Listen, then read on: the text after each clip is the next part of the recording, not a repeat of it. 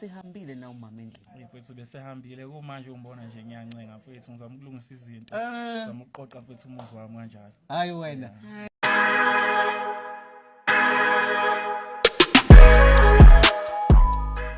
Hello everyone, hope usuku lakho luhamba kahle. Namhlanje ke sisobukela i-interview nake yakhe ke uNaledi kanye noMawelele. Sokubuka ngazi ukuthi nje umlilo usakhona between bona ke ngokubuka kwami ngalendlela le engibabone ngayo, but ke nawe ke uzosho ke nawe okubonile mase usuqede ukubuka yona ke i-interview.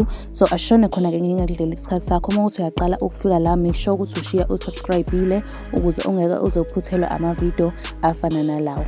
Asimazi uNaledi ukuthi usazoqhubeka yini adle igwinya noma uzoqhubeka adle ibhega, but sisobona khona ashone khona ke Kanye nabantu ababili ke lana indaba yabo ayaziwa njengoba babona nje ingwiji ikhwebu nje. Kuyaphezulu kuyaphansi.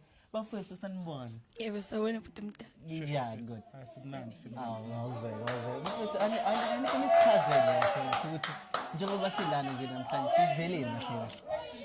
Asikushuthi mfethu uyebuya ekhaya. Yeah. So uyebuya ekhaya yaphuma nge-28 November, so we're trying to make sure ukuthi iphuma ne-video. Yeah. So that's what's up my bro. Yeah. Ibuye ekhaya.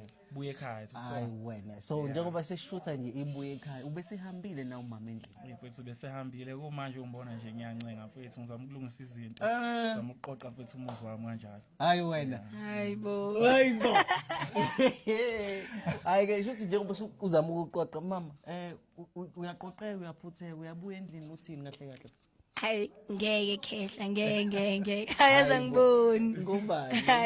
Izathu ungafuna ukubuya endlini. Hayi amanzi la akamakhona njawo aphinde futhi ame. Ayaqhubeka nje amanzi.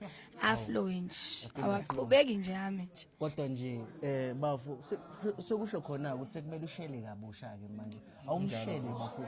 Sibhekile sonke siyiningizimu Afrika sifuna ukuzwa nje ukubeka amagama wokumshela nje sibuze ukuthi ushela uthini. Sithando sami. Mfethu mama ubuyile ekhaya yonke into. Right, no, so engifuna ukwazi nje as we progress yini nje esinakulindela kulina nobabili nanokuthi nje what is the plan going forward?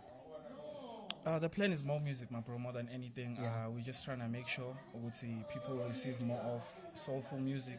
So we feel like the chemistry when it comes to music is too much, and we're just trying to give that more to the people. Yeah. And what do you have to say about the chemistry? Are you feeling it? Siyabonga.